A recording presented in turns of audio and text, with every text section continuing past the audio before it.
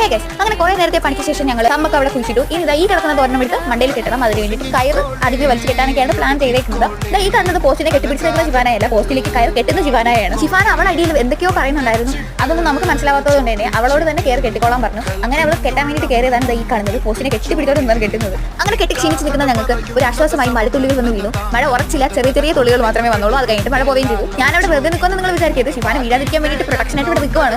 ഇപ്പൊ നിങ്ങൾ കാണുന്നത് തോരണം ഇവിടെ നിന്ന് എറിഞ്ഞിരുന്ന ശിവാനയാണ്. അപ്പുറത്തെ സൈഡിലേക്ക് എത്തിക്കാനാണ് അവളുടെ ശ്രമം എന്ന് പറയുന്നത്. അത് വിജയിക്കുമോ ഇല്ലയോ എന്ന് കണ്ടറിയാം. അങ്ങനെ അറിയാൻ നിന്നപ്പോഴാണ് അവൾ സ്വന്തം പൊക്കത്തെ പറ്റിയിട്ട് ആലോചിച്ചത്. ഈ പൊക്കത്തിൽ ഞാൻ നിറഞ്ഞത് ഒരിക്കലും വീഴത്തില്ല എന്ന് മുന്നേ കൂട്ടി കണ്ടിട്ട് അവൾ അപ്പുറത്ത് നിന്ന് നല്ല പൊക്കമുള്ള ഒരു താത്തി ഉണ്ടായിരുന്നു. ആ താത്തിയിലേക്ക് കുറച്ച് താത്തി എറിഞ്ഞു, സാധനം വീണു. അങ്ങനെ എല്ലാ സംഭവങ്ങളും ഇവിടെ കഴിഞ്ഞിട്ടുണ്ട്. ഒരു 8 മണിയൊക്കെ ആയപ്പോഴത്തേക്കും നമ്മുടെ പരിപാടി ഫുള്ള് തൊട്ടിട്ട് ഇവിടെ നിന്ന് കയറാൻ വേണ്ടിയിട്ട് പോകണം. അപ്പോൾ ഇനി ഇതിന്റെ ഫൈനൽ ലുക്ക് കാണിച്ചു തരാം. നമ്മുടെ കയ്യിൽ വളരെ കുറച്ച് സാധനമേ ഉണ്ടായിരുന്നുള്ളൂ. അപ്പോൾ കുറച്ച് സാധനം വെച്ചിട്ട് തോന്നിയും കാണിക്കത്തക്ക രീതിയിൽ ഇങ്ങനെ കെട്ടാവുന്ന ശിഫാനയാണ് ഐഡിയ പറഞ്ഞു തന്നത്. പിന്നെ ഇത് ഫുള്ള് ഇരുന്ന് അടിച്ചെന്ന് തുമ്പത്തിയാണ്. മെഷീൻ ശരിയായിരുന്നു കേട്ടോ. അന്ന് പിറ്റേന്ന് വൈകിട്ട് തന്നെ ശരിയായി. അതുകൊണ്ടാണ് നമുക്ക് ഇപ്പോൾ കിട്ടാൻ പറ്റിയത്. അപ്പോൾ ഇന്നത്തെ വീഡിയോ നമുക്ക് ഇവിടെ വെച്ച് നിർത്താം. അപ്പോൾ വീഡിയോ ഇഷ്ടപ്പെട്ടാൽ ലൈക്ക് ഷെയർ ചെയ്യുക, സബ്സ്ക്രൈബ് ചെയ്യുക.